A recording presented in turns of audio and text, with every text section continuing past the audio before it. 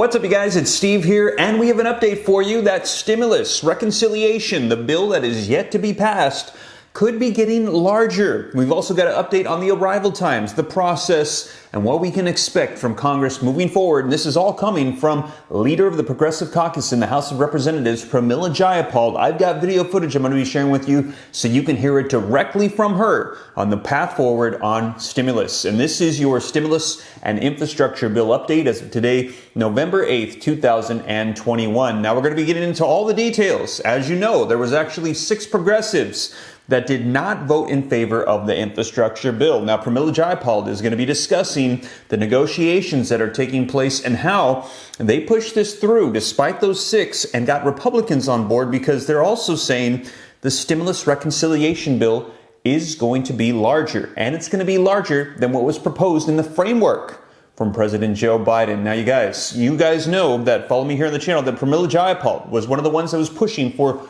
more stimulus reconciliation. 6 trillion, 7 trillion, 10 trillion. Wanted to see stimulus checks, a 4th federal level one, reoccurring monthly checks, unemployment extensions, and tons of provisions that in the end they had to compromise on and bring it down and reduce the overall price. And it got all the way down to 1.75. And now you're going to be hearing in this video footage that just came out this weekend after the passage of the infrastructure bill that the price tag now, they're going to start moving it up. And apparently there's been negotiations behind the scenes that it's going to start increasing. Now we will see, and I will keep you up to date here on the channel, but I'm going to be sharing with you the video footage so you can see it directly from her and hear it for yourself. So let's go ahead and dive right in, get you caught up on the latest. But before we do, don't forget, smash the like button. Just takes a second. Helps me out a ton with the YouTube algorithm. Thank you so much. I really appreciate it. Also, leave your comments, share this out. If this is your first time here and you want to stay up to date on all this stuff, hit the subscribe button, turn on the notification bell, come join the RAM fam, the viewing community. I'll keep you up to date.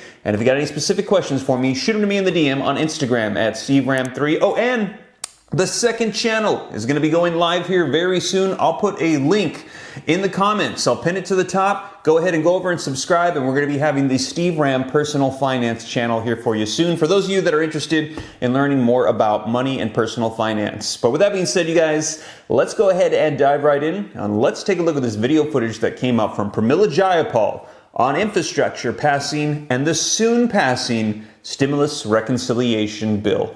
Well, right now, we're delighted to welcome to the broadcast Representative Pramila Jayapal, Democrat from Washington and leader of the Progressive Caucus, and a really big deal when it comes to getting these bills passed. You've been so out there with your thoughts and really how this is all coming together. So I guess a congratulations is in order because one has gone. There is another one coming. It's worked in a way that you are happy with, I presume. I'm going to ask you details on that, but let's get to what the president said. He hailed the passage of the infrastructure bill. I mean, it is a huge achievement. But the Build Back Better bill simply got that rule vote. And your Progressive Caucus had, as I said, wanted to vote on both bills at the same time. So how did the equation change? Yes, Alex, it's great to see you, my friend. Always good to be on with you.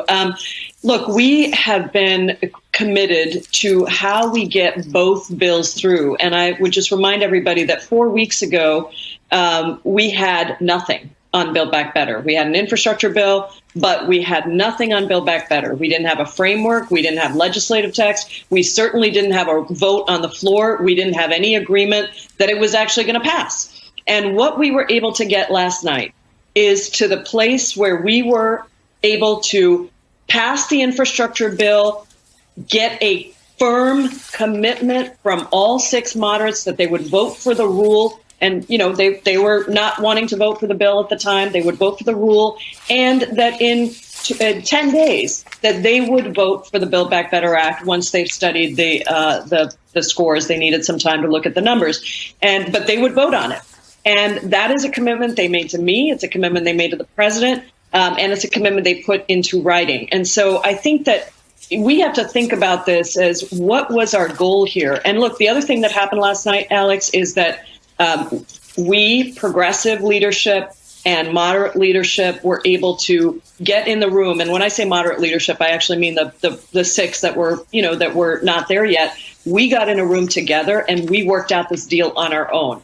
That's what Mark Pocan was saying when he said rank and file. We worked this out on our own. The president, of course, helped and was really important to that discussion. But really, this was about, can we look each other in the eye and start to reestablish trust? Because that is going to be essential for everything else we need to do.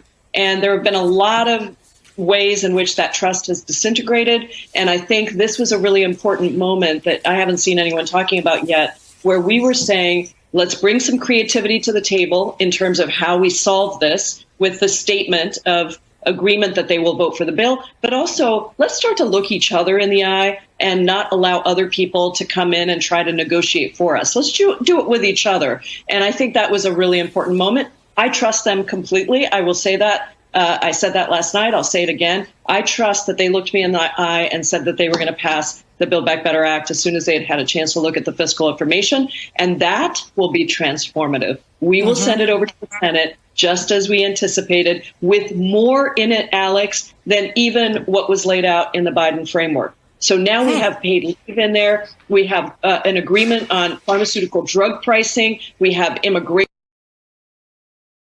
We have really a remarkable package that at this point is about $2.1 trillion. So I think this is a really fantastic agreement for the American people, and delivering the infrastructure bill was a true honor to deliver that. Progressives delivered that bill. Without us, it would not have happened. And we delivered that bill to the president, and he's going to be able to sign it.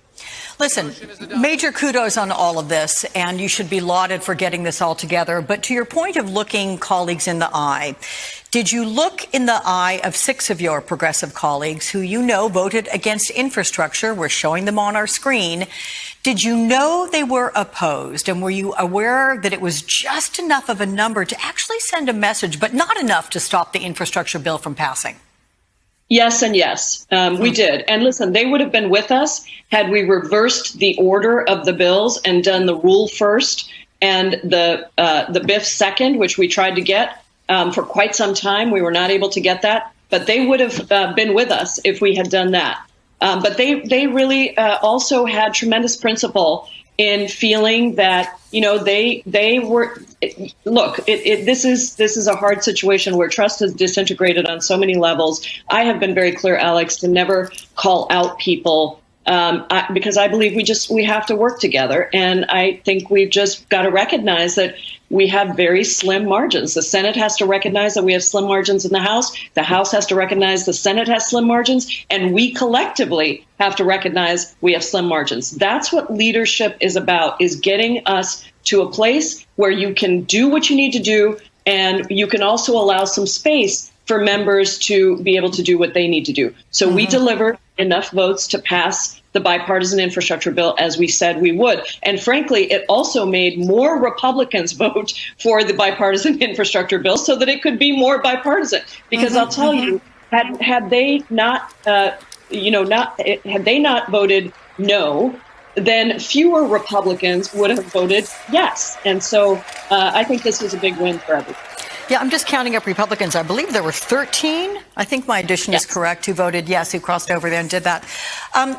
Can I get some of the details of the reassurances that you did get about Build Back Better that made you agree, okay, we're going to push through infrastructure now?